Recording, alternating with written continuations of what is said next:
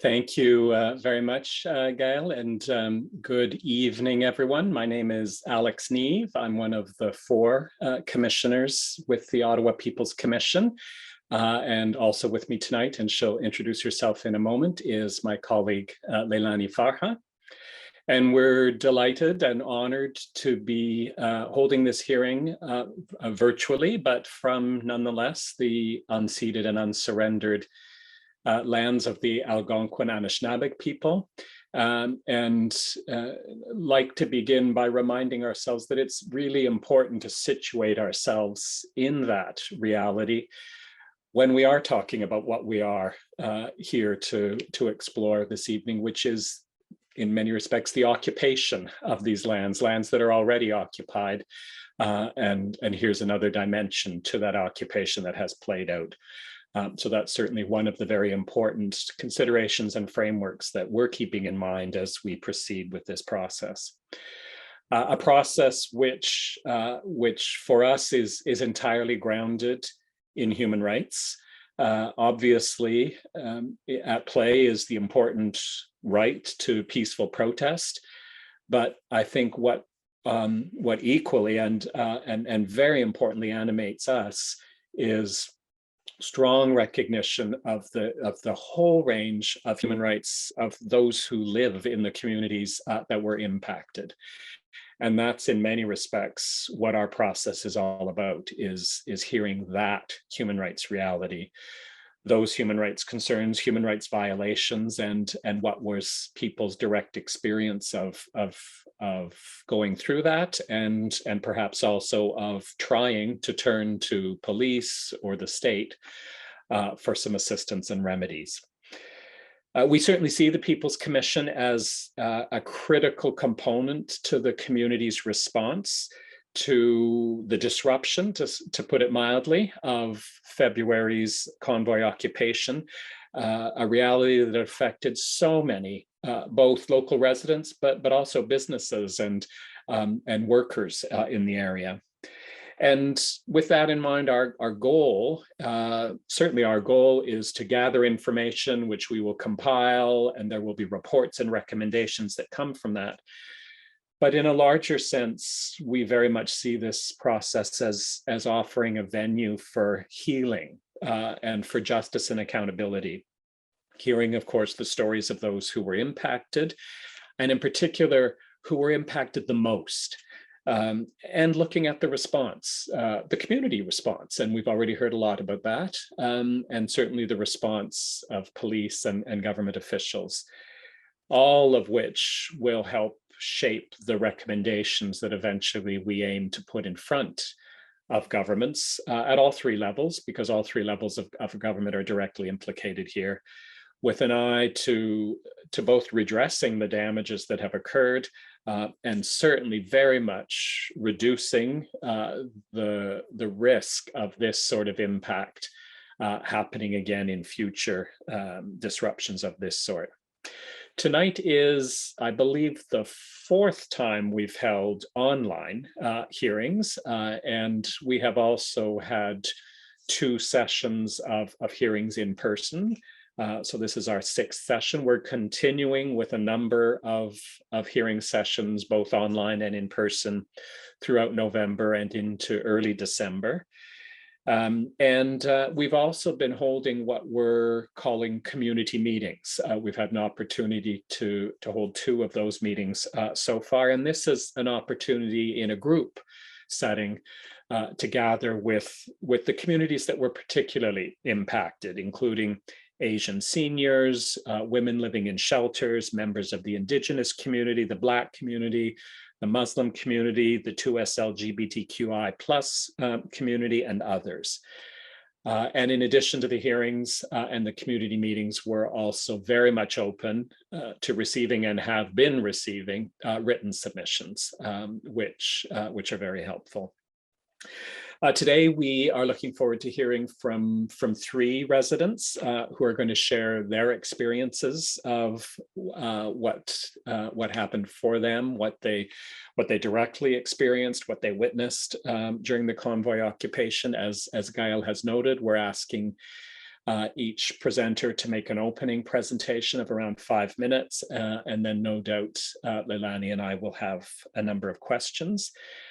We are leaving it to people to identify themselves as they wish. We recognize there are all sorts of very valid and compelling reasons for people to be quite cautious about their privacy, given how divisive, polarizing, and at times abusive the climate has become around these issues.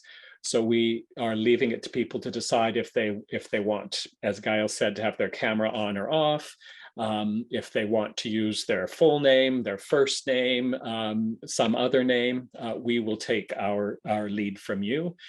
But what I can certainly assure everyone else is that the Commission has taken steps to verify the identity. So however people do choose to identify themselves in this session, do know that the Commission itself has verified the identity of everyone who's making a presentation.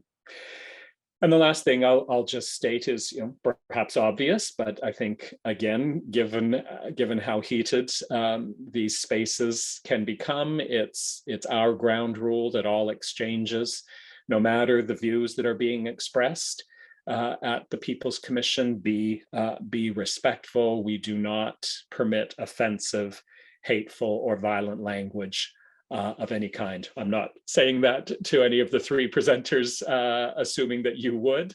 That's something we are just saying to really establish that ground rule before every session. So with that, I'm going to turn things over to Leilani to say a few words of introduction herself, and then she'll get the ball rolling. Great, thank you, Alex, and good evening, everyone. I only want to underscore some of what Alex said, introduce myself. I am Leilani Farha. I'm an international human rights lawyer, and I've been resident in Ottawa pretty much most of my life, not all of my life. I just wanted to say how important I think these hearings are and have been. And I am deeply honored to be a commissioner. I think as time has gone on, in fact, I've realized increasingly how important these are as we faced a municipal election where some of the issues around the convoy weren't, front and center the way they should have been. When we have other inquiries out there where we're not really hearing the voices and experiences of residents of Ottawa. And so these hearings become that much more important. The way I view this is that it's necessary for the effective and fulsome functioning of democracy. And the reason I say that is that I only think democracy works if everyone can participate in it. And so that's what we're hoping these hearings provide, is a place and space for you to tell us your experiences. We hope that it enables you to maybe do a little healing.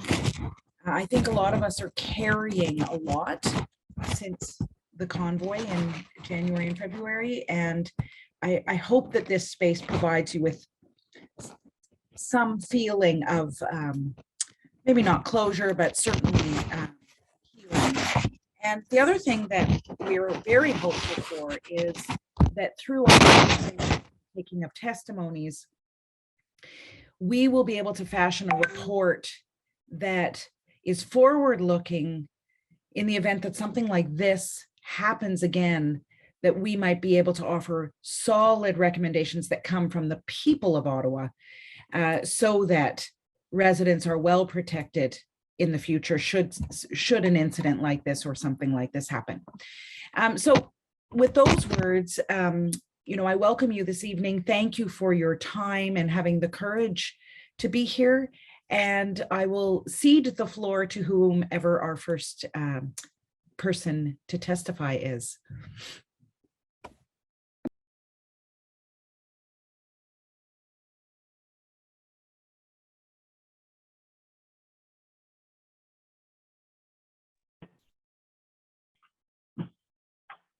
Hi there, good evening. My name is Tim Abrey. I'm a resident of downtown Ottawa. I appreciate this opportunity to speak in front of the Commission, and I appreciate the work that you are doing as a People's Commission. I think that some of the things that you did say during the introduction are extremely important. It's shocking the amount of testimony that's occurring at the official inquiry into the EA that completely overlooks the experience of downtown residents.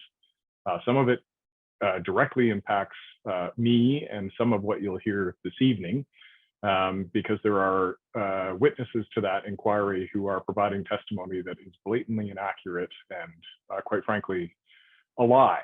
And they know it's a lie. And it would be really helpful to have some of this stuff on the public record in some way, shape, or form, so that they are not simply let away with doing that.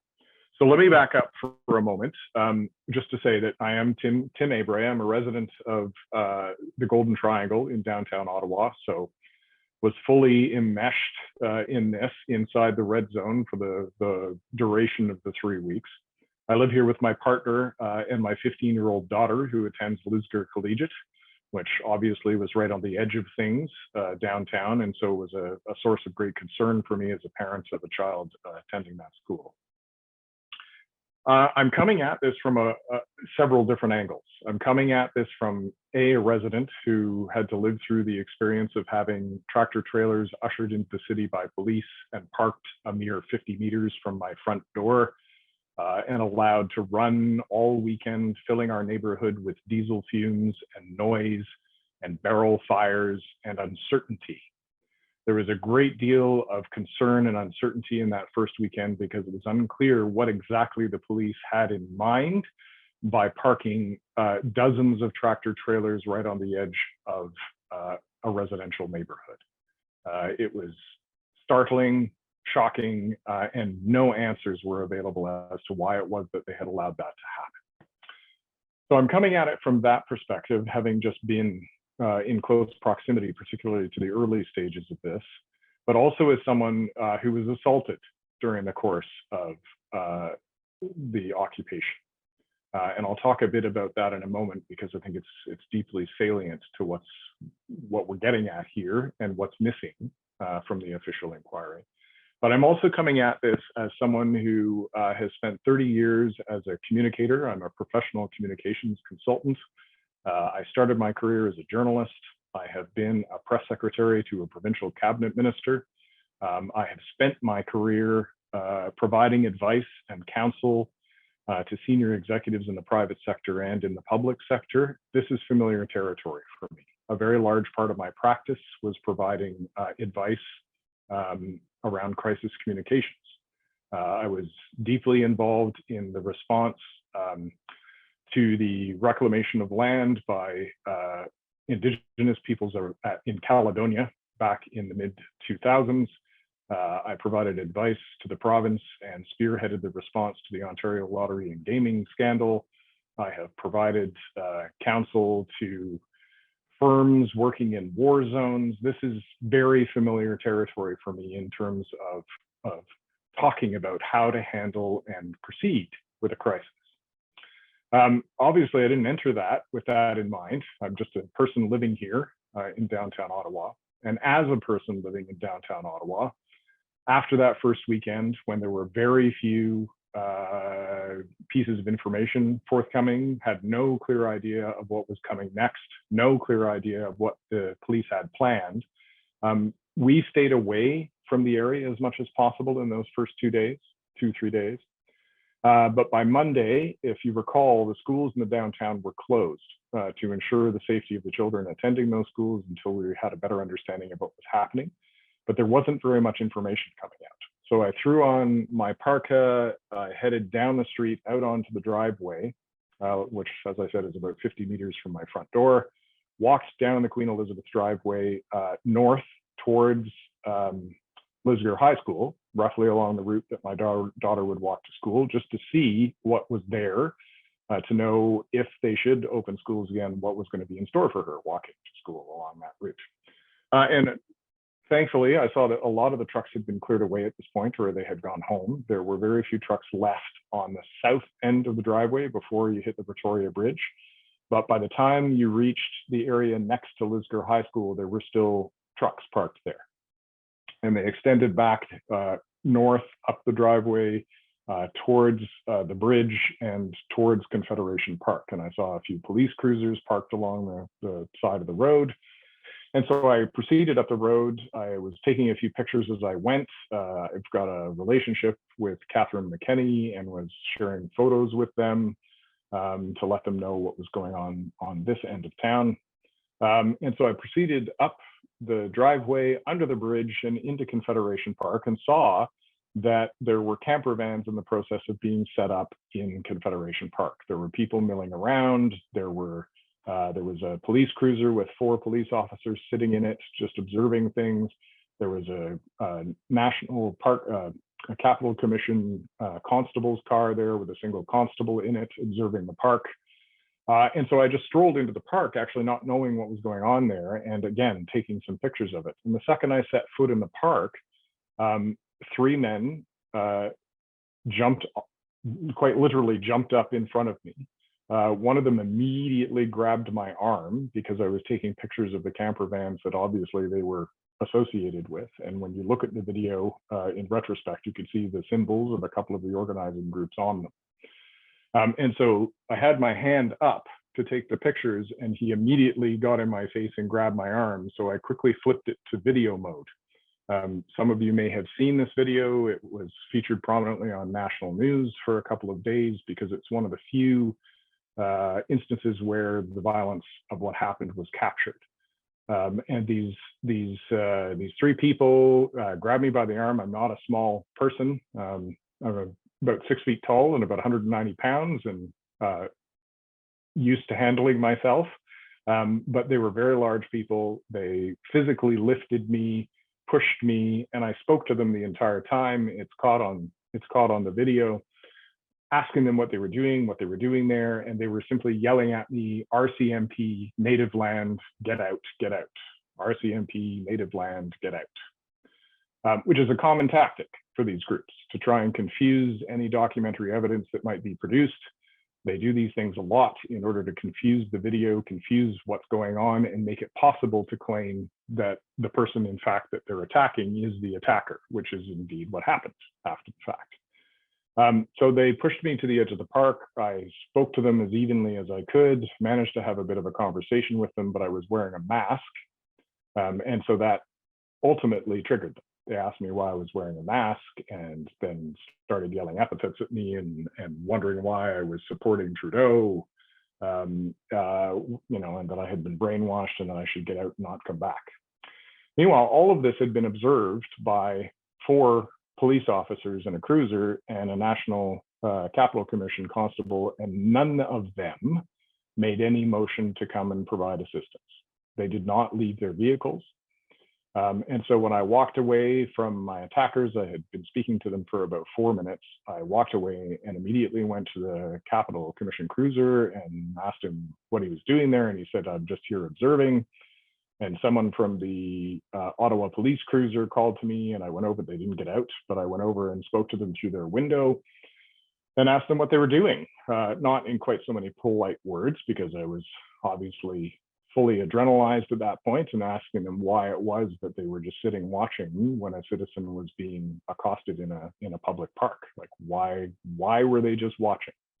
And they made it very clear, actually, that they were under very clear orders to simply observe. And so we got into a conversation about that. And I asked, well, if you're watching an assault in progress, how can you just simply observe? It isn't your job to actually get involved and break those sorts of things up and ensure the safety of the people who live here. I'm just walking in a park that's in my neighborhood, had no idea what I was going to run into here. And their explanation was that they didn't have any clear instructions, that their job was simply to watch and observe and wait to be told what to do. And so I asked them, well, what happens when the trucks come back? Because they will, right? That I'm familiar with the way these things work from my background and from the way these things go. And it was very clear from the discussion that had been going on, it had been very clear from the coverage in the media that this was not going to be a short-term affair. And so it was inevitable that people were going to return on the following weekend to rejoin the core group. And so I asked them, so what are your instructions if trucks begin showing up again after what you saw this weekend? Are you just going to allow them to park on the driveway again? And they said, we don't know. We have no idea. We haven't been told. We don't have any instructions. We're just supposed to observe. So that was alarming. And immediately, so I extracted myself and went home and thought about this for a bit and chose to post what had happened to me to Twitter because I didn't want other people wandering into Confederation Park, not knowing what was there and not what was potentially in store for them. And with high school students returning to school potentially in the next couple of days, wandering into Confederation and not knowing what was going on there. That's relevant to mention the posting to Twitter because obviously it took off. It was one of the first images of violence that was widely disseminated. There was a lot of media coverage of it. I did a lot of interviews around what had happened at the time. It was widely understood and widely seen publicly. This was not a mystery. This is not some obscure event that no one is aware of. This was fully in the public view and in the public discourse. But what happened was that at one of the first press conferences that the city held, the police chief openly ridiculed what had happened to me in the press conference, and you can go back and see it, where he's talking about, people are asking him about the violence that had happened. And it was one of the journalists who had spoken to me after what had happened to me. And he dismissed it as, well, we don't, Twitter is not where you report crime. And the fact is, it had been observed by several of his officers. I had spoken to them, and I did, in fact, file an official report after the fact. I was strongly dissuaded from pursuing it because they didn't see the point and they didn't see how they were going to track anybody down and that I was fine and nothing had really happened. And so this obviously wasn't something worth pursuing. But what surprised me was the chief's response to it, quite frankly. That to me, this was one of the first indications that the police service was not taking this seriously, and they were not taking the threat to individual citizens seriously, even with prima facie evidence staring them in the face that this was a serious problem. And so that kicked up the activist in me. And so I started being actively involved. I wrote 2 op-eds for the Ottawa Citizen during the duration of the convoy, one of them specifically about the poor police response. The second one was a byproduct of something that a friend of mine and I did. That during the occupation, because there was no access for services to our neighborhood, there was no obvious police presence, there was a lot of fear in the neighborhood. I had neighbors telling me that at night they were jamming chairs under the doorknobs of their apartments to make sure that they were secure as they could be inside their apartments. My family had prepared go bags with belongings and personal effects to make sure that if we had to leave immediately, we could. The neighborhood was living in a state of siege, and it is not simply a case of hot tubs and parties and violence confined to a small couple of blocks around Parliament Hill. It was an entire neighborhood that felt cut off. There was no delivery into this neighborhood. There was no service from OC Transpo, Paratranspo. There was no service from taxis or Uber or anything. There were no police.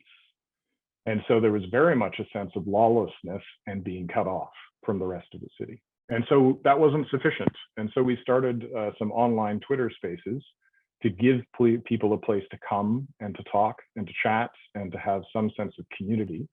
And they were quite well attended. They were quite popular. They hit about 2,000 participants in the early days of the occupation. And as time went on, we started having members of the occupation coming into the group, initially to stir trouble. And we decided that instead what we would do is we would host a conversation specifically inviting members of the occupation to come and talk with us, to tell us why they were there and what was going on. And the conversation was quite fruitful. I will spare you the details of it. It's available I summarize it in the op-ed that I wrote for the Ottawa Citizen after holding that conversation. But it was very clear from that conversation that the group was made up, obviously, of diverse people, but there were a lot of people who were there grinding axes to various shapes and sizes for various reasons. But what they had basically done is hitched those grievances to a very dangerous bandwagon that they did not fully understand themselves. that there were people at the center of this occupation who were orchestrating it and who were directing it and were using the pent-up anxieties and concerns of a large group, of a general group of Canadians, and using that animus to their own advantage. That's an incredible level of organization capacity. I think that's also a very important piece that is missing from the inquiry into the EA. Anybody who's attempted to organize anything understands the degree of sophistication required in order to bring together and hold a group of that size cohesively. It's very difficult to do, and in this case, it's one thing that is becoming clear from the EA hearings is that coercion was partially involved as well, and that should concern us. I'll summarize by just simply saying, I mean, I started out as a resident with some applicable history to this, and ended up as an activist throughout this, simply because I saw our city abandon an entire neighborhood. I saw our elected officials, save a few, abandon us, and in some cases saw public officers like our chief of police ridiculing the experiences that the downtown was going through at the time. And that is not something that should be allowed to stand. It's not something we should sweep under the rug. It's something that should absolutely be aired out and discussed and understood in a way that ensures that whatever we do going forward, that these services are here to actually do that, serve the people of the city, and not simply exist for their own sake and engage in complete behind covering exercises whenever anything goes wrong. I'll leave it at that for now, but suffice to say, it was an experience that continues to affect my family. Our faith in city police, and again, as I've said, I've worked in public communication for a very long time. For 7 or 8 years of my life, I even worked on police contracts in labor relations communications. My faith in Ottawa Police Services is non-existent. They are probably the last person I would call if I needed help at this stage. And it's simply because they have clearly demonstrated that their priorities are out of whack and their allegiances are out of whack, and their capacity to actually respond to the needs of the people they're meant to serve is non-existent. And I think that's an impossible place to leave your populace in. So I'll leave it at that. If you've got questions or there's anything else you want to ask about, I'm more than happy to answer them. Thank you so much, Tim. That was very powerful and very informative all at once.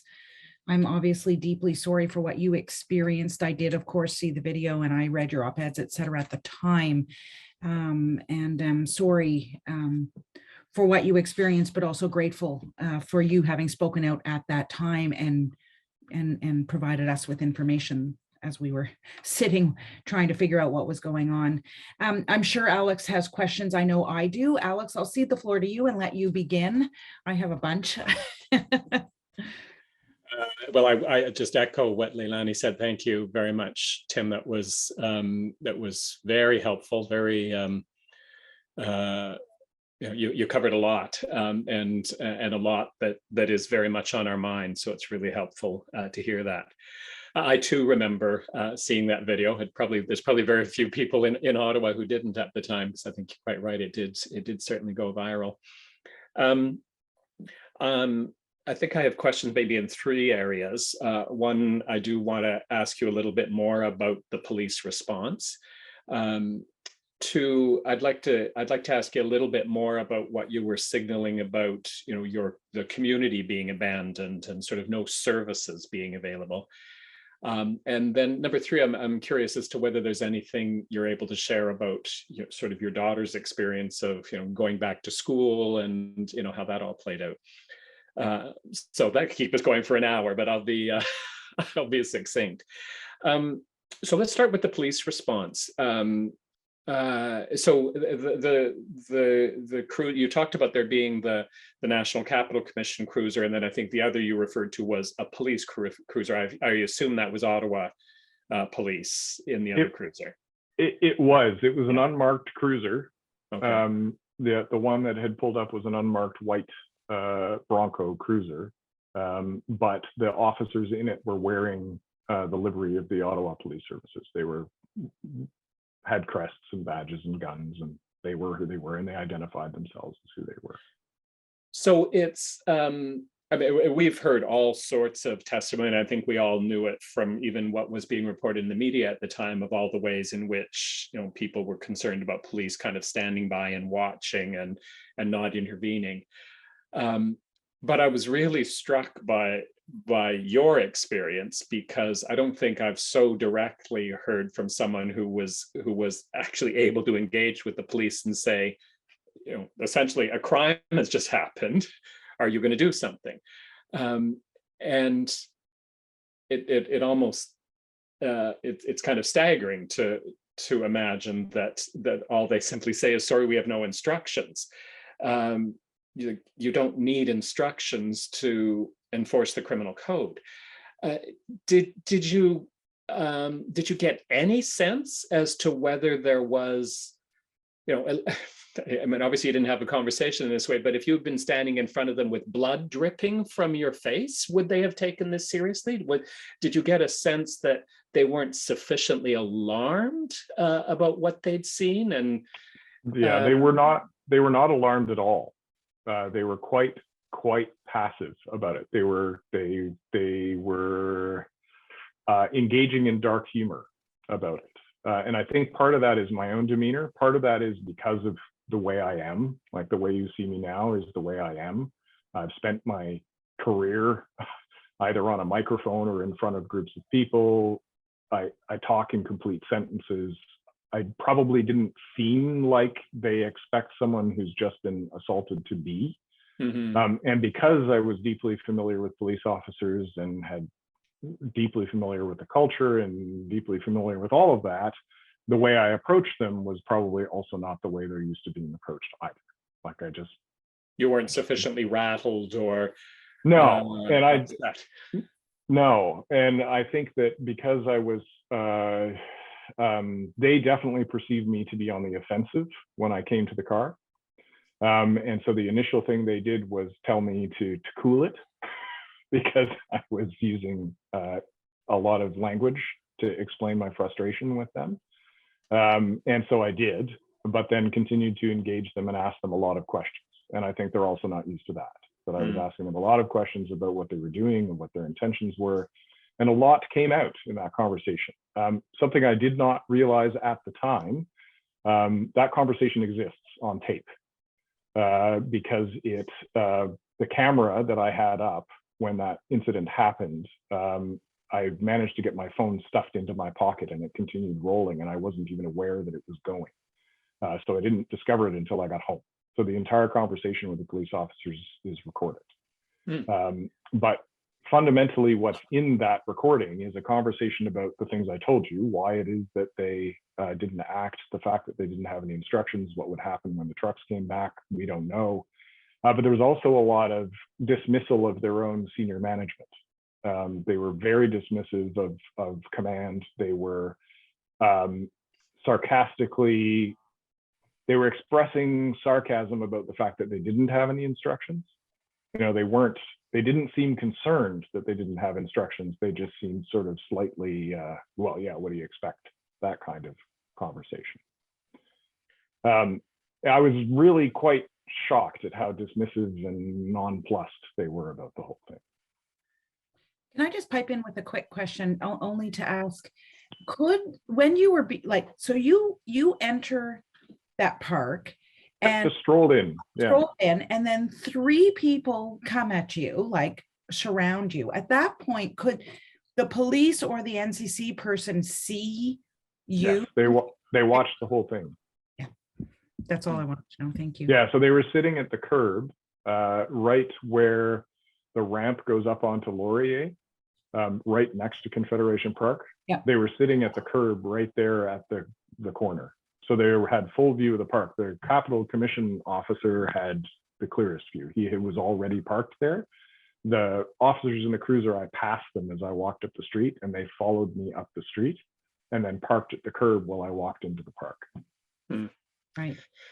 We may well follow up with you to see if you're comfortable sharing that audio recording. Absolutely. Yes. Okay. That would be great to have that. So let me move to the other thing you referred to, which was that you filed an official report about this incident. Was that immediately afterwards or some days after? Do you remember?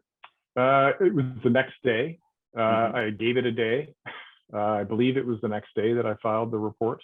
I can look it up and follow up with you because I do know the date because a few things happened.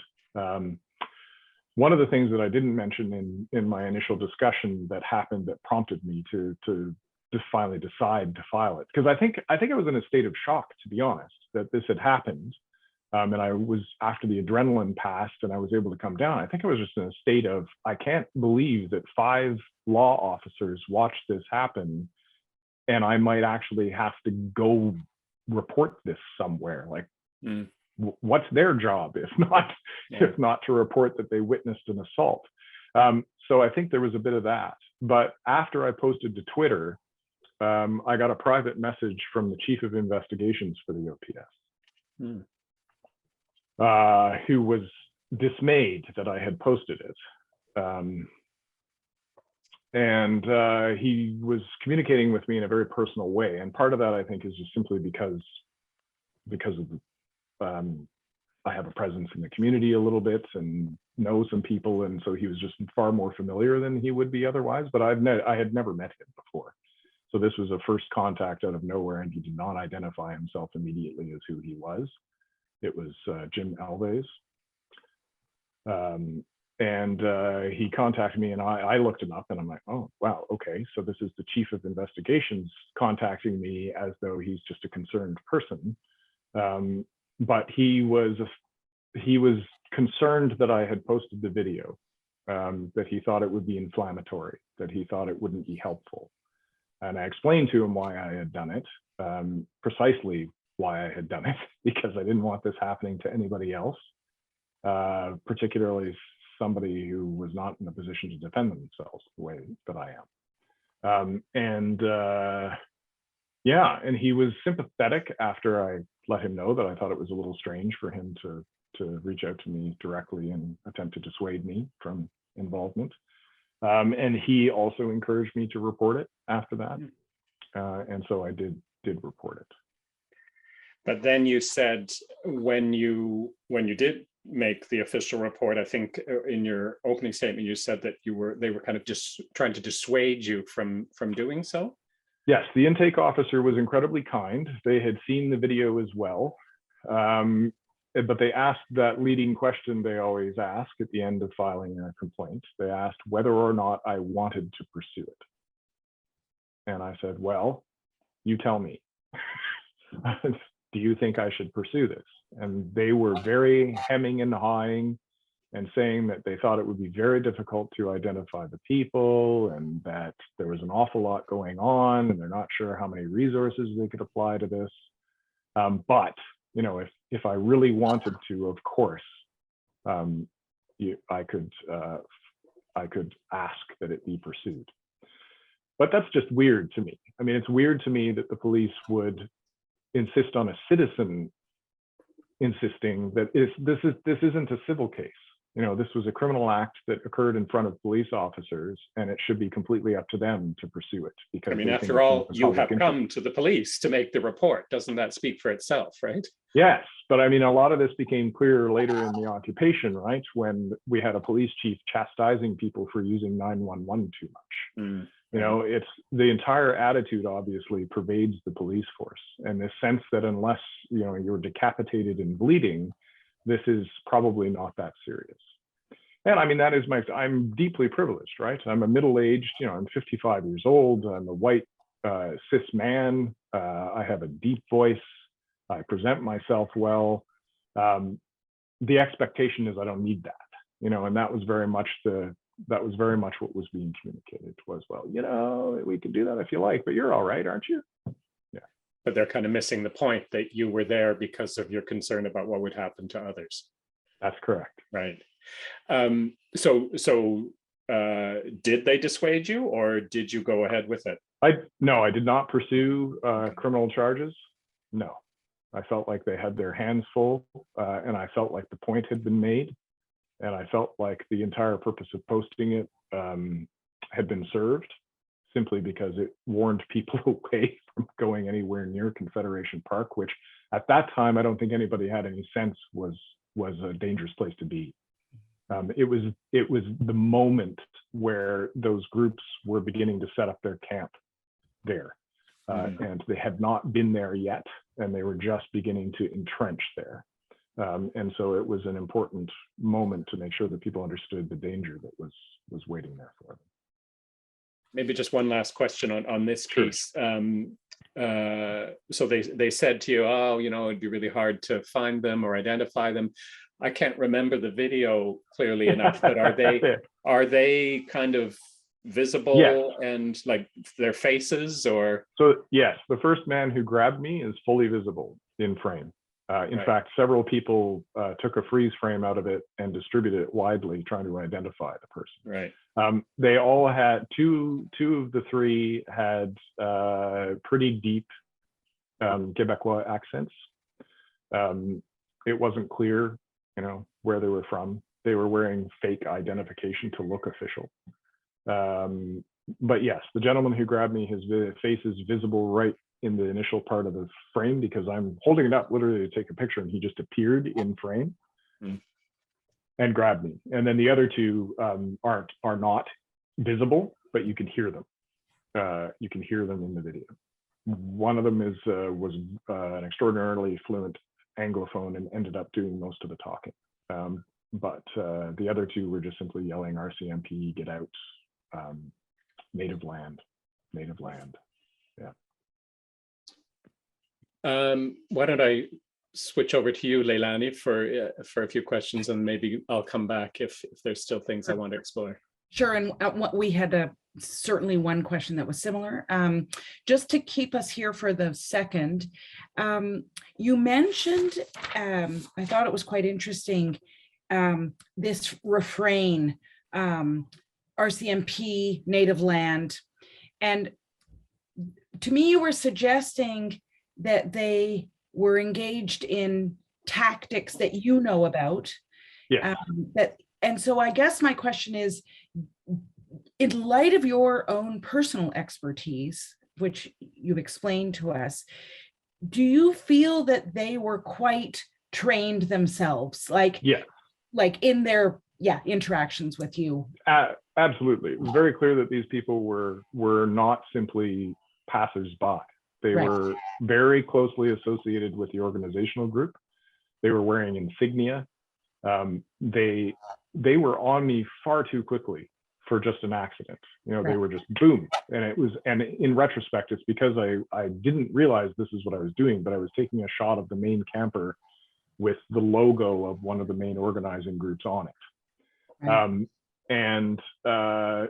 It's a common tactic when these days, when people who are engaged in disruptive activity don't want video evidence to clearly indicate that they are the aggressors, they immediately start throwing out verbiage that confuses the issue, so that anybody seeing the footage will not be able to discern who's the aggressor and who's not, and what's actually at stake and what's going on. So you saw that verbiage being used repeatedly in all kinds of conspiracy theories about what I was doing there, like right down to someone who misunderstood the native land part as Nazi flag.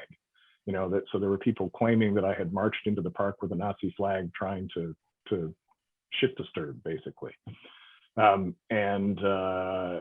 Is it your sense that the police would or should have would have known that those are the tactics of people who are well organized? Not necessarily frontline officers, but I think it would depend on their own individual training, but certainly anybody involved in investigations, anybody involved in crowd control, anybody involved in security event planning, that sort of thing, which again, Ottawa is chock-a-block with. So I'd expect a lot of them would have experience with this sort of stuff. But yeah, it's a common known disruptive tactic. And so there might be some that don't know, but, and these were largely, these were patrol officers. They weren't part of any special detachment. Thanks. And the next question I'll ask, and then I'll hand it back to you, Alex, but it was a question that you raised as well.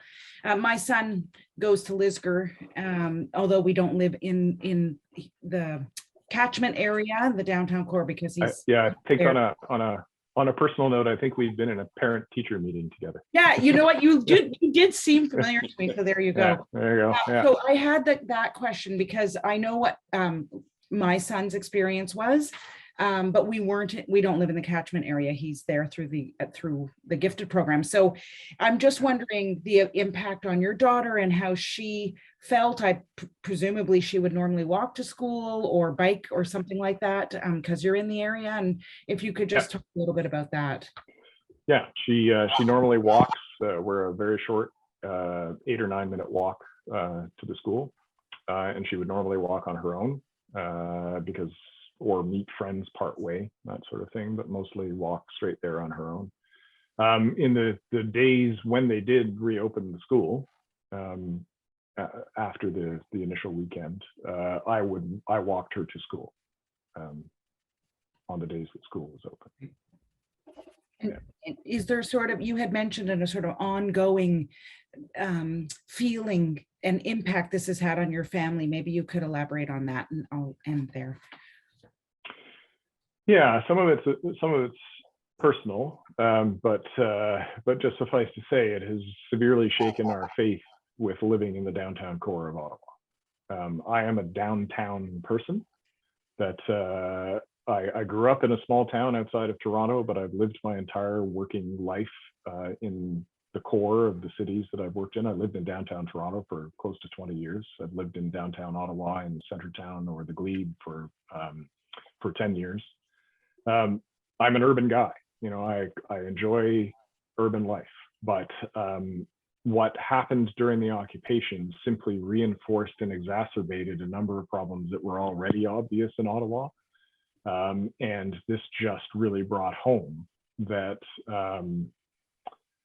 there's an awful lot about the downtown that the powers that be in Ottawa don't like themselves. And a lot of that came out very clearly in the way in which our elected officials spoke about us and the way in which our law enforcement officers treated us. I've mentioned this publicly before, and I did go back to check because our mayor, our current mayor, is an inveterate social media guy. It took him 2 full weeks to type the word residents into his Twitter feed. That he frequently mentioned businesses, he frequently mentioned police, but at no point did he mention anything about residents or the discomfort we might be experiencing until 2 weeks into this, despite much prompting. And so it's that kind of personal animosity that our elected officials have for one another that seems to translate into an animosity for the people who actually live in the regions where those elected officials represent. And it's just shaken my faith in the ability to be secure in this downtown neighborhood. Thank you. And maybe just one last question from me. You talked about the community being abandoned and kind of shut off, and no deliveries, no transport, etc., which obviously, as a starting point, means huge inconvenience. But I'm wondering what your sense, sort of beyond inconvenience, whether you have in your own family or whether you have neighbors with particular needs or vulnerabilities, did you have a wider sense as to what the impact was on your neighborhood of that kind of being sealed off? Yeah, I'm very glad you brought it up, because all of those things that I was listing, I was attempting to signal how shut off the neighborhood felt. But in the process, I failed to mention the deep concerns were that we might not be reachable by fire or ambulance. And that was deeply concerning. The idea that, people are phoning 911 and police are just never showing up, which is what was happening during the occupation. The idea that EMS might never arrive. And some of those fears are being validated by what's going on at the inquiry into the EA enactment. The fact that, they had an incident at the Chateau Laurier that they couldn't get one of the fire trucks near. So yeah, there was definitely a lot of concern about that. There was obviously widespread concern for elderly neighbors. There's a fair number of elderly people who live in the Golden Triangle. Again, it comes back to just people who live in the downtown generally live here for a reason. And a lot of people rely on the accessibility of services. They rely on their ability to get out and do things for themselves. And this just created such a disruption to even those simple things. Like, I can't imagine having been a sight or hearing impaired person downtown during this. It would have been unbearable, just unbearable. And a lot of people, again, it's also a neighborhood. So it's, as anyone who's lived in a downtown knows, it tends to be a tale of two worlds, right? It's a tale of privilege and a tale of hanging on at the edges. And a lot of the folks with privilege had other places to go and just left, right? They left the downtown. And so there was even this sense of hollowing out. There was this sense that even a lot of the neighbors that you would normally expect to see were no longer present. And so it was those of us with nowhere else to go who were left in the downtown fending for ourselves, sticking chairs under the knobs of our doors to make sure that people couldn't easily get in. Thanks very much, Tim. That's it from me. Yeah, thank you very much, Tim. That was very helpful, and we really appreciate you coming forward. I will say, you have this expertise. I would have loved to, but we've really run over time. I would have loved to hear from you what you think could have been the communications protocol, what could have happened. So I don't know if you would have time in the future, but maybe you could jot down some things. I have said in previous hearings that I was on Parliament Hill when there was the lockdown and the shooting. And I tell you, the communications was very different, and minute by minute communication, in fact. And so I think it would be useful for us to, just a few ideas of what could have happened would inform our potential recommendations. Yeah, absolutely. I'm happy to return to talk about that stuff. Absolutely. And I think there's a hint of some of that in the first editorial that I wrote for The Citizen, because that first editorial was a direct criticism of the response from the police force in the city. And some of that is in there. And the Citizen identified me as a crisis communications person. Right. For that reason. So there's some of that there, but yeah, I'm happy to come back and talk about that if it's helpful. Great. Thank you so much. Great. Yes. Thank you so much, Tim. That was very helpful. My pleasure. Well, thank you for doing this. Okay. Good night. Okay. Take care.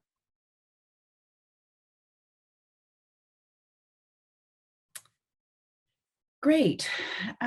We did run quite over time. I'm just going to make a note to my fellow commissioner. So I think we're ready for our next speaker.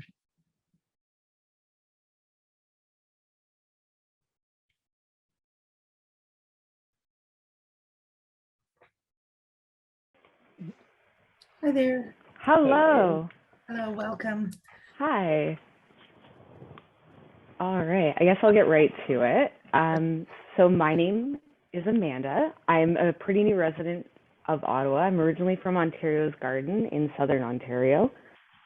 Not sure if a lot of people know where that is, but it's pretty close to Lake Erie. So like Simcoe, Waterford, very small farming community, originally started on tobacco. But I moved here in April 2021, and let me tell you, it has been quite the experience, especially after this winter.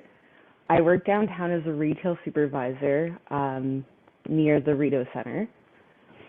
And contrary to what everyone thinks, not all of us work for the federal government. And as well, I live in Vanier, so I'm about 1 kilometer from Coventry Road that they use as their logistics camp. And logistics camp, I just want to point out for everyone. Where should I start? Immediately from the beginning, it was very cut and dry that it was going to be lawless. There were like no plans laid out by Ottawa police obviously people did not apply for a permit. And on the 28th, when they showed up and they just immediately started parking and blocking Wellington and having to like disrupt my bus to get downtown, and only like maybe 20 people have shown up, was just something else. I was working the day that they had to close the Rideau Center.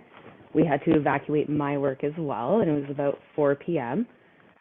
And I'm assuming a lot of people have seen the videos. There was a lot of people there without masks, just filling the LCBO, getting ready for the weekend. So we left, and I left with my roommate. She worked at the same building as me. So we're trying to get home, and we're like, oh, we'll just take the LRT, not a big deal. The swarms of people there, just people were already drinking, like lots of people just walking around.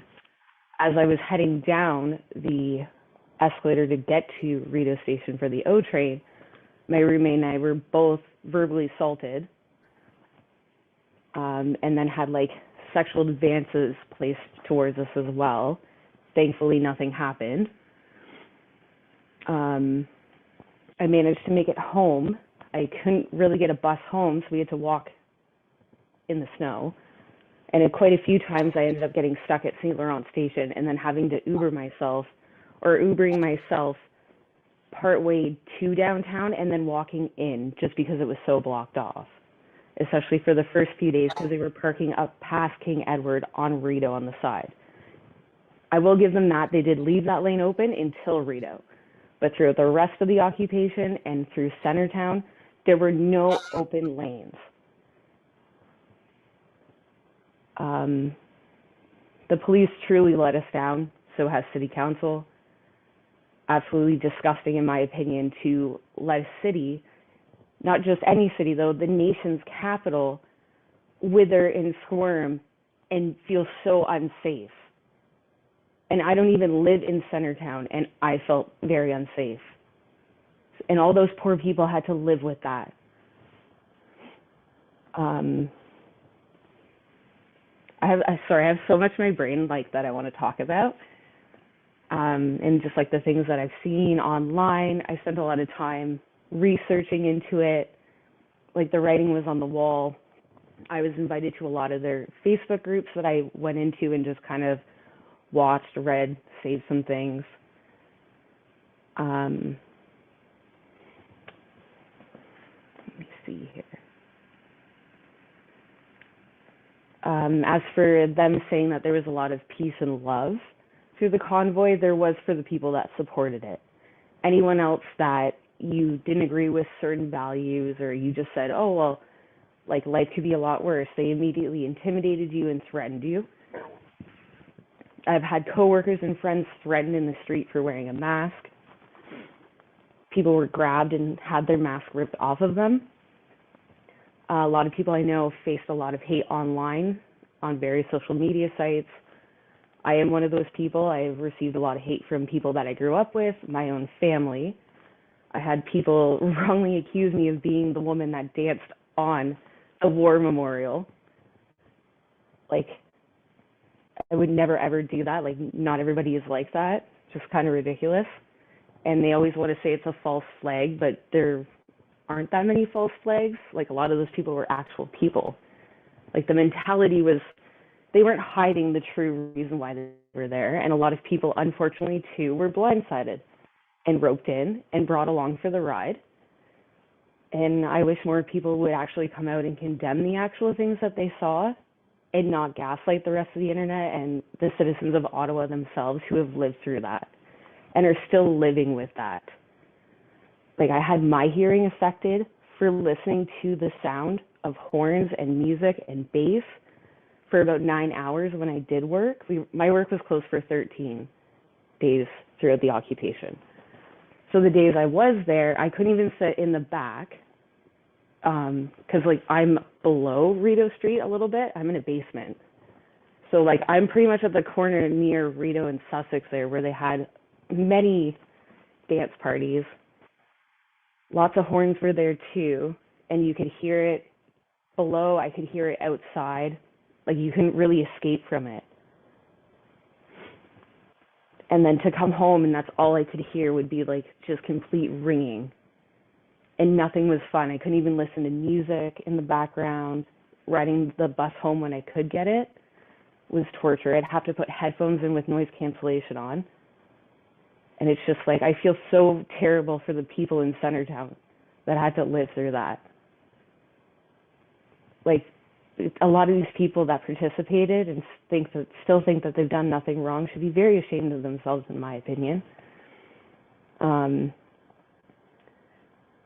They took away all of our freedoms to enjoy the city, to enjoy our local communities, and to support local businesses.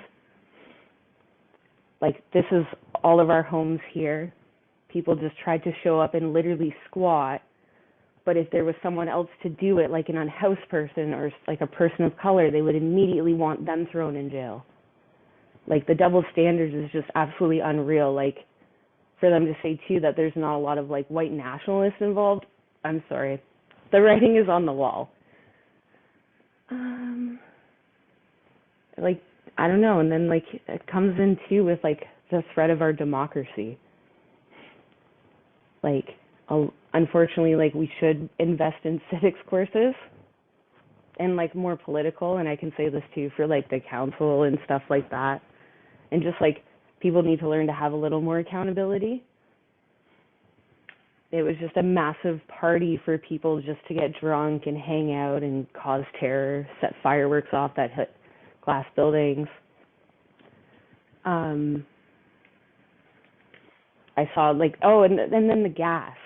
That was a fun one. Just like when they put out that bulletin about not legally like being in possession of gas, and everybody was like trying to like be all smart and like sauce the police and stuff like that and bring jerry cans. They're just standing there. Like, you just watch them hang out against the car there. Well, like, lots of jerry cans go by. And like right there too was just, it kind of solidified that like nothing was going to happen and we'd have to bring in some sort of like higher power. Like, it's just proof that no one wanted to deal with it because everybody had their hands into it and nobody wants to get caught. So they played pass the potato, and then that's why we had to get the Emergencies Act. Like, I don't know, it's a bigger picture too of just like the threat that many people face. It's like, it's kind of been like a catalyst, especially in Canada. Like, we have had a lot of hate and whatnot throughout the years, but now it's just became a massive explosion. And like, something truly needs to be done about it. I'm trying to figure out what else I want to add. Like, I'm just very disheartened. Like, I moved here and this is one of the few places that like I can call home and I've made a life for myself. And to just have that taken away was an absolute violation. It was a violation for everyone that lives here. It's just absolutely unfair. And yeah, there's just, I have so much video and stuff too. Like, I made a post on Twitter and it ended up actually like getting very popular. And I meant to send that to you guys as well, because there's so much info from online, like from Facebook groups, there's Zello chats, things that I took photos of, things that I found on Twitter, that other people submitted to like Instagram pages to document like the damages and stuff. Amanda, it would be good if you could send us that information. Oh, for sure. You've given us a lot already. I know I have questions. I don't know. Alex is nodding as well. So if you're okay with it, maybe we could just ask you a few questions, and then that might forward some of the other things that you were hoping to be able to say. Okay, perfect. Yeah. Maybe I'll just start and then I'll pass to you, Alex, this time. I was really interested right at the beginning of your testimony. You said, you started to do some research and you wanted to see sort of, what this was all about. And then you found some Facebook groups. And I just want to know, how difficult was it to find those Facebook groups, and what was happening in those Facebook groups? What were they set up for? What was the kind of interaction in them? You talked about being the gaslighting aspect of it, so I don't need you to talk about that again, but just the sort of like what was going on there. And I'm quite interested in how easy it was to find them, because the police have said that they were caught unawares. They just didn't know this was going to happen. And you said two things: the Facebook thing, and you said you live on near Coventry Road where they were organizing. And so my second question is kind of related: is how early on did you know Coventry Road was being used as this site of organization? So those are my two questions. Okay. So for the Facebook groups, when they started popping up, I believe it was like the 23rd. And I was invited to one. So like where I'm from, very small town, very conservative, has been for like 20 plus years. So a lot of these people were on the same page and they were upset. It was all Trudeau's fault, blah, blah, blah. COVID took my livelihood. And like, I totally, don't get me wrong, I empathize with everyone. Like I lost a job too during it. I was the weird in between. I had one essential job and then I lost my part-time job. But still, like, and like a lot of businesses closed. I'm very sorry for that. Like no one here is saying, oh, like, screw you, we don't care, which is what a lot of them are doing to us. So about the 23rd, I was invited to them, and on Facebook, you don't have to join a group that you've been invited to, but you can view it for 30 days. Okay. So I just viewed it because it was all public, and they were just pretty much like the same rhetoric, like, oh, end all mandates, the government doesn't care. And it was like a lot of people just like, oh, who's going to Ottawa? Did you lose your business and stuff like that? And then they were sharing videos from like Pat King and all that. And then the GoFundMe was being shared. Like everything was on the writing was on the walls. By like the 25th or so, after I had looked through the groups and done readings on the organizers, like I knew, I was like, yeah, this is just like a Trojan horse, pretty much. Yeah. Thanks. And about Coventry Road? And then for Coventry Road, definitely would say probably by like the 29th to the 30th is like when like a whole swarm of people. I do have a video actually that I filmed. My roommate and I drove past Coventry, and it was within the first few days. And you can just see like the whole parking lot is full. Just full of people. They had the signs up to like the signs that they brought on the back of trailers and stuff. Like there was no hiding it.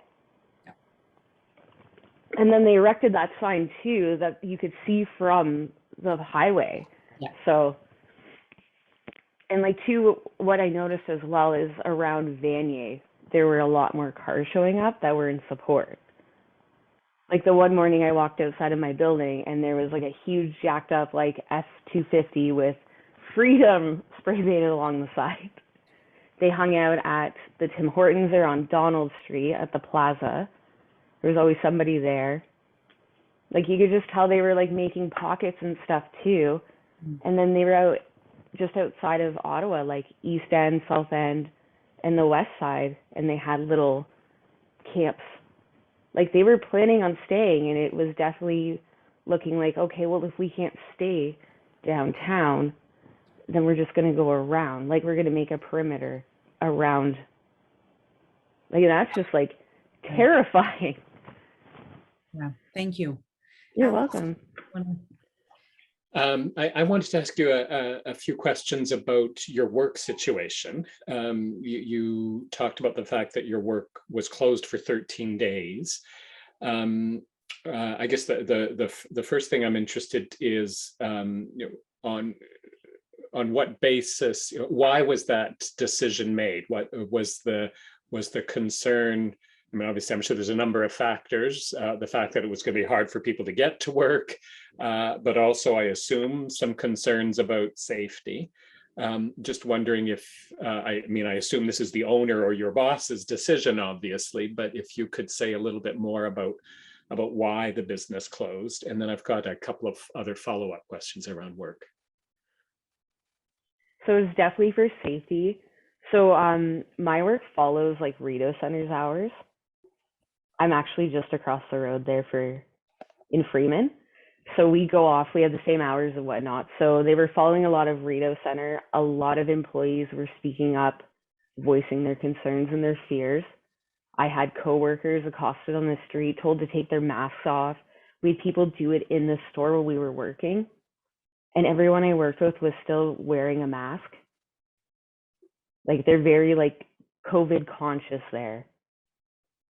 Like essentially we're the people that they don't like, right? So, and we were like telling people like you can't be in there. Like we didn't get like the huge swarm, but we would get pockets of people coming in because a lot of people would be asking for the washroom because they had nowhere to go other than snowbanks and stuff like that. And how many people worked there? There's about 15 that I work with, and then there's another business in the building, and I'd say there's probably over 100 people just about that work there. So 50 people in your particular part of it, and then about 85 others. Oh, we're like 15 where Right. I am. Okay. I'm just a single floor, so we don't Right. need too Okay. big of a crew. And so that's 15 people who were out of work for 13 days. Yeah. Yeah. And has there been any kind of, I've kind of lost track a bit of what kind of financial assistance has or has not been provided by government for people in those situations. Was there any assistance provided because of the fact that you had 13 days without a salary? So I'm very thankful and I'm very lucky. My work paid me for my days, but my roommate did not get paid. So they essentially told her, well, like we're closed, we're not going to pay you. And they were like, well, you can apply for EI or CERB. So they essentially just told them, oh, talk to the government. And as far as I'm aware, there's been nothing given to people in retribution for it. I'm assuming everybody's waiting for like Paul Champ's class action, because that's supposed to cover all of the workers affected. Right. And like I know people that worked at Rito and they lost their job because of it. Right. And one other question I had, this is going back to Coventry Road and living in Vanier. Just wondering if there were ways, you said you were living about 1 kilometer from the parking lot. Did you gave us a great description about what you were observing, etc. I'm wondering if there's any ways in which you were impacted by what was happening at Coventry, if you had any encounters with people there, or any of that was spilling into the street where you lived, anything kind of personal around it. There was a bit of fear with it being so close, just because we weren't really sure what was going to go on, especially the more like entrenched people were getting downtown.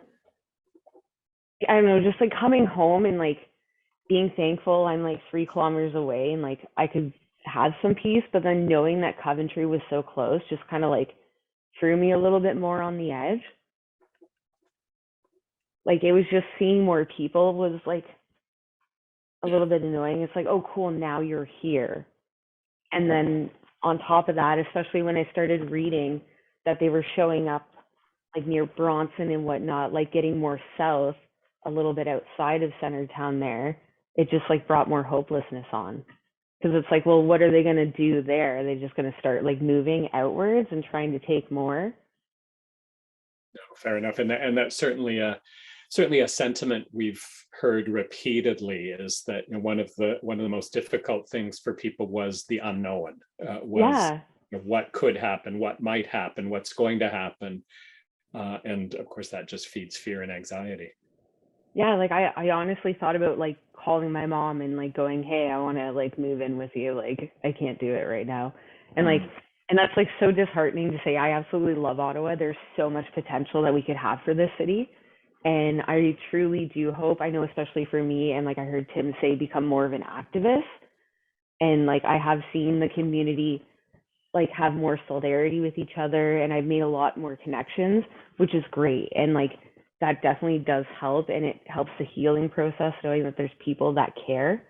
I'm just worried, especially with the emergency like act inquiry going on, and like a lot of us that knew like OPS truly had no plan, and like the hot potato thing I was bringing on and everybody trying to pass the buck and make it Trudeau's problem so he can take the heat. It's like some people are just like going to get really like tired, and then it could all end up just like going down the toilet. which is a shame. And that's like too about having accountability and like making city council, like especially the ones that didn't speak up. Like McKenney, they were awesome. Like who else? Joel Harden and whatnot too. Like I'm glad they were in Centertown. Like it was nice to actually have people in Centertown, like your MPs and your councillors that cared. Well, the rest of like them were just like, oh well, like screw you guys, kind of thing. Well, no, I mean, I think that's important. What you're highlighting there is holding on to that sense of mobilization and solidarity that did emerge in this. Well, thank you very much, Amanda. Those are all my questions. I don't know if you had anything else, Leilani. No, thank you very, very much. I found your testimony really helpful, and you brought out some things that we haven't really quite heard or gotten into the depths of. One of the ways that I'll just flag for Alex, this idea of, I find it quite frightening, and I think we should explore it further, that there was a sort of perimeter being put in place. I had that sort of passed me by, that idea. Yeah. Why were they on Bronson? Why were they on Parkdale? Why were they right? So yeah, you want to raise one more thing and then we should. Yeah. Yeah. With that to add as well, I was like reading some things too that people were trying to like make a little bit of a camp over in Gatineau near the bridge too. Right. So it's like it's just kind of coming from like all around. Yeah. And like I don't know, like that freaked a lot of people out. Like I've heard stories about people moving away. Yeah. Or moving back to like if they're from Toronto or wherever. Like, but yeah, I don't know. I will send you the Twitter thread. There's so much like videos and stuff like that. There's actually a video I wanted to highlight to just kind of like put into perspective just how much planning there was and stuff. There's a video that I shared that I found on Snapchat. It was placed on the public map, so anybody can view it if you go on the map of Ottawa. And it was a guy, he's in like a kind of like a delivery truck, like a small little truck, and he has fuses and a whole array of different electronics, and he's giving them to people because their fuses have blown from having the horns on all day, and people taking ropes and tying them to the horn to hold it down and then to the steering wheel. Whoa. There's videos that I found there that I've shared for that too. That would be really that helpful. I just like just the amount of stuff that like I saw with my own eyes and I've seen on the internet. And honestly though, shout out to all of those people for using their phone as a video diary and publicly sharing it, because it's just coming back to bite them. Thank you so much, Amanda. Thank you so much for letting me speak and for everything that you guys are doing. That's wonderful. This is definitely, I feel a lot better too. We're pleased to hear that. Yeah, Thank you. Glad you stayed in Ottawa. Yeah, I don't plan on leaving anytime soon. Good. Thanks so much. Thank you. All right, thank you.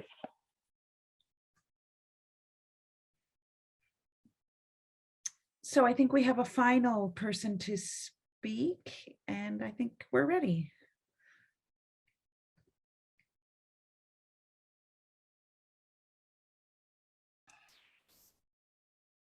Hi there. Hi there. Hi. Yeah, so thank you for having us today. It's really great that you're opening it up to the community to speak and stuff. I definitely appreciate that. I'll introduce myself briefly. So my name is Bryn, and I live right downtown. I live on Bank Street, about 2 blocks from Parliament. So my experience with the convoy, the occupation, was pretty right in my face.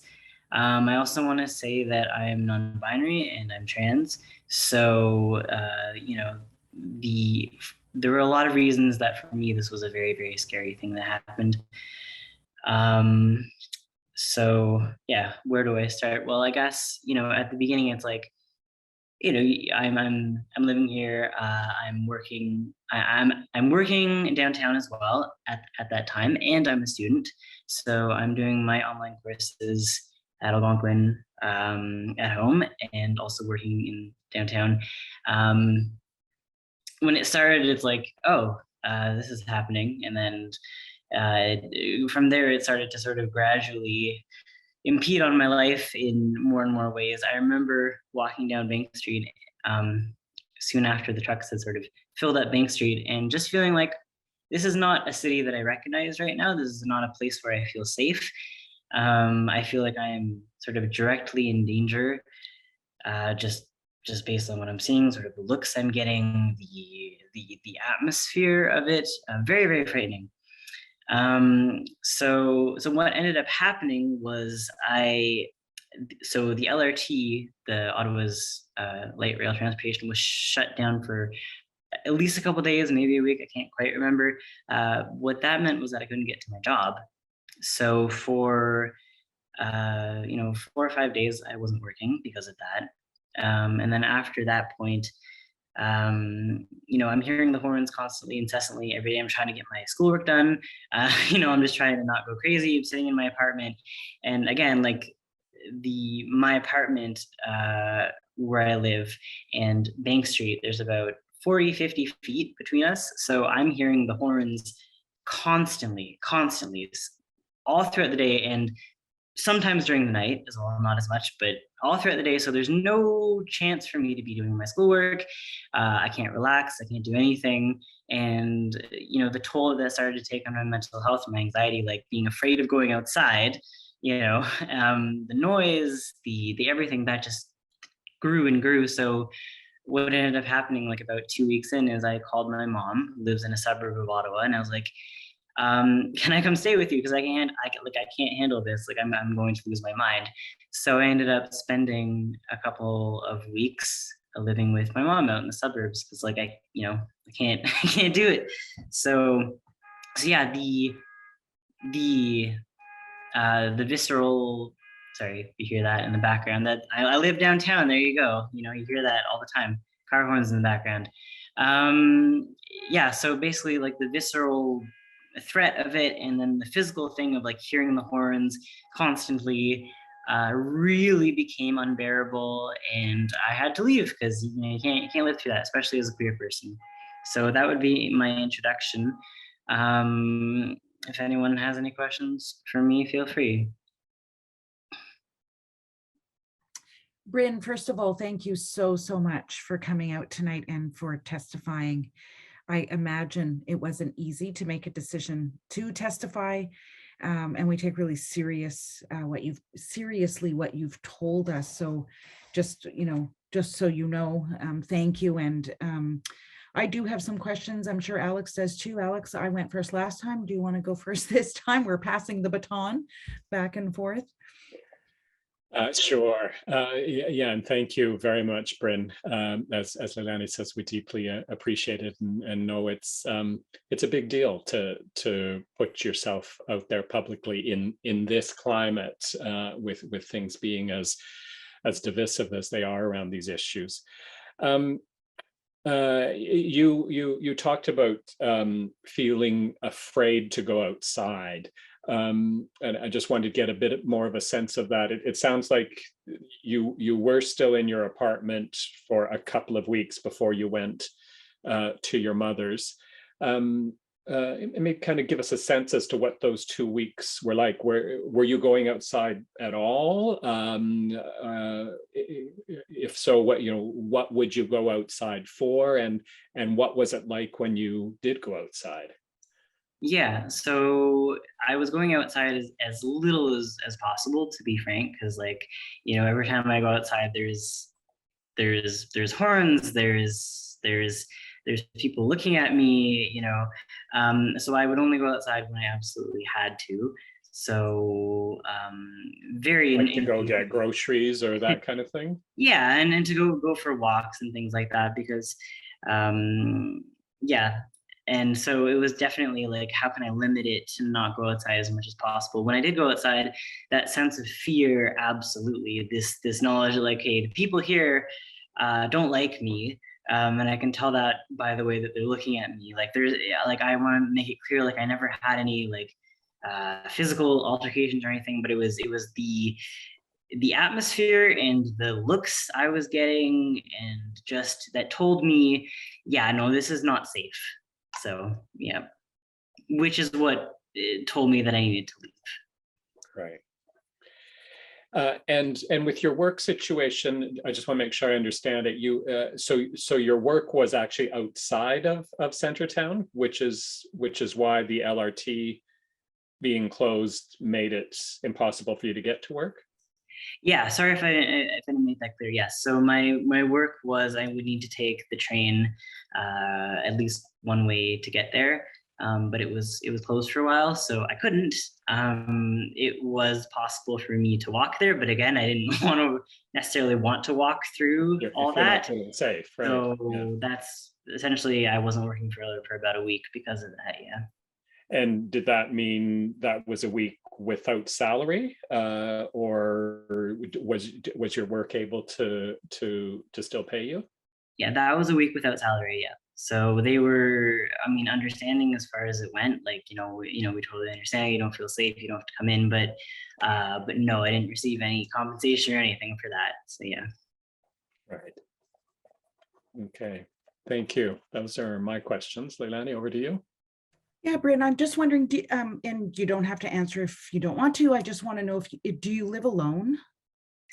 I don't live alone. I do live with one other person. Yeah. Right. And when you went out, did you try to go out together? Or was that not possible logistically, or? It wasn't possible logistically because we have very different schedules. Right. So, like whenever I would want to go out, it just wouldn't work for the other person, unfortunately. And I do also want to make the point that the person I'm living with, who is not a queer person and is, by all means sort of looks like someone that would feel safe going out in sort of that environment, had extremely awful anxiety and was having trouble sleeping, and because of hearing the horns and just everything you see when you go outside. So it's like it's not limited to me just because of my own personal experience. The person I was living with didn't want to go outside either. So yeah. No, that's understood. And I just want you to know I fully recognize that sense of fear you must have had to go out. Even if nothing specific happened to you, the atmosphere was hostile to you. I want you to know that I heard that. I think Alex and I would well understand the people who are protesting, and the ideology that many of them, not all, but many of them hold would be hostile, I would think, to you. And so well understood. I don't have any other questions, I don't think. Actually, one other thing occurred to me. I wanted to pick up on the reference to this having disrupted your ability to study. And I'm just wondering if I mean, obviously that's frustrating and very difficult to cope with. Did it have any impact on being able to complete any courses or any coursework? Yeah, it's interesting. I had that exact thought. So I went back and looked at that semester and I was like, I wonder if that affected my grades. And it did. There was an effect on my attendance. Actually, I didn't, although it was all online, I wasn't attending every Zoom session, and my grades did dip a little bit during that period, which, I mean, I must assume is because of the stress of what was going on at that period, especially since I wasn't at home for part of it. I was going to live with my family. So yeah. Can I just ask one more question, Bryn? And again, you don't have to answer if you don't want to. How long have you lived outside of your family home or where your mom was living? So it's been about 2 years. Right. All right, that was it. That's it for me. Thank you so very much again. Really important testimony. Yeah. Thank you very much for your time. Appreciate it. Thank you so much. So we're closing the session for the evening. I don't know who is still online and who isn't. I do want to thank all of the people who testified this evening. Again, I do think it takes courage. I do think it's making Ottawa a better place for your voices to be out there and for your stories and experiences to be reflected. I will say also there will be further opportunities. I think Alex said that at the top of hearings. I think our schedule ends up getting posted on our website, which is opc-cpo.ca. We are also receiving testimonies in writing. Doesn't have to be done orally if you're not comfortable or people are not comfortable doing so. Of course, I should thank the interpreters and all the technical people and Gail for making this all happen. It's not possible for us to do these without interpreters, so thank you so very much. I don't think I have anything else to say. Look forward to more hearings and learning more. Oh, I guess, I don't know if we're supposed to say that we are anticipating a report in the new year in time with a sort of 1 year anniversary. I don't want to call it anniversary, 1 year marker of the occupation. Did I leave anything out, Alex? You've covered it all. So I'll just add my own thank you and good evening to everyone.